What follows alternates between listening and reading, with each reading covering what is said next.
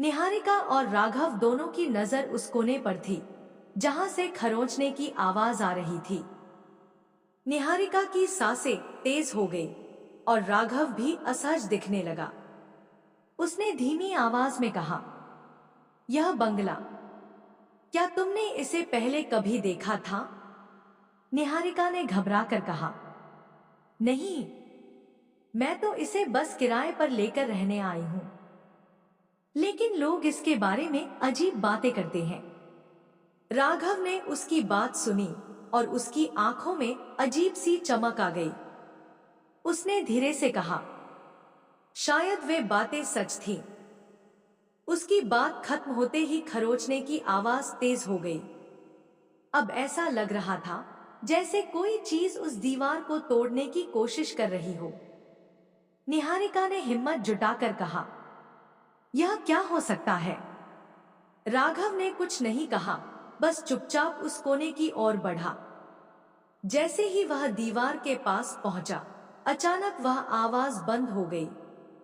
दोनों कुछ पल के लिए स्तब्ध खड़े रहे। तभी दीवार पर लगी पुरानी तस्वीरें एक एक करके गिरने लगी।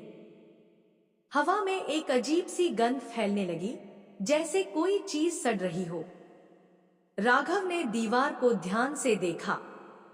वहां पर खून के धब्बे थे जो धीरे धीरे नीचे की ओर बह रहे थे। उसने पीछे मुड़कर निहारिका से कहा, क्या इस दीवार के पीछे कोई दरवाजा है? निहारिका ने चौंक कर कहा, नहीं, यह तो सिर्फ एक साधारण दीवार है।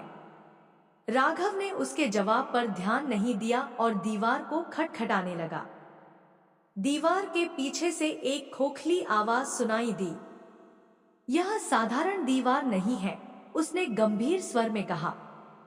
तभी दीवार के पीछे से एक धीमी हंसी की आवाज आई। वह आवाज ऐसी थी मानो कोई औरत जोर से रोने के बाद हंसने लगी हो। निहारिका ने डरकर राघव की तरफ देखा, लेकिन वह दीवार के पास ही खड़ा रहा, जैसे कुछ बड़ा पता लगने वाला हो। राघव ने निहारिका से कहा, यहां कुछ है, हमें इसे खोलना होगा। क्या तुम्हारे पास कोई औजार है? निहारिका ने हिचकिचाते हुए पास रखे एक लोहे की रॉड की ओर इशारा किया। राघव ने उसे उठाया और दीवार पर जोर से मारा। पहली बार में दीवार पर सिर्फ एक दरार आई, लेकिन उस दरार से गहरे लाल रंग का तरल बाहर आने लगा। तभी निहारिका ने अपने पीछे किसी की आहट महसूस की। उसने डरते हुए पीछे मुड़कर देखा, लेकिन वहां कोई नहीं था। उसने घबराकर कहा, राघव, जल्दी करो, मुझे कुछ ठीक नहीं लग रहा। राघव ने पूरी ताकत से एक और वार किया। दीवार के एक हिस्से को तोड़ते ही अंदर एक गहरा अंधेरा दिखाई दिया। उस अंधेरे में कुछ हिलता हुआ नजर आ रहा था। राघव ने दीवार के पास जाकर उस छेद के अंदर झांका, लेकिन जैसे ही उसने अंदर देखा, वह अचानक पीछे की ओर गिर पड़ा। उसकी आंखें डर से चौड़ी हो गई थी और उसने कांपते हुए कहा,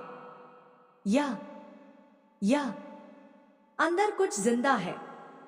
निहारिका ने थरथराती आवाज में पूछा, क्या देखा तुमने? राघव ने जवाब नहीं दिया, लेकिन तभी वह चीज धीरे धीरे दीवार के छेद से बाहर आने लगी। क्या दीवार के पीछे सचमुच कुछ था या यह महज एक भ्रम था? अगला भाग जल्द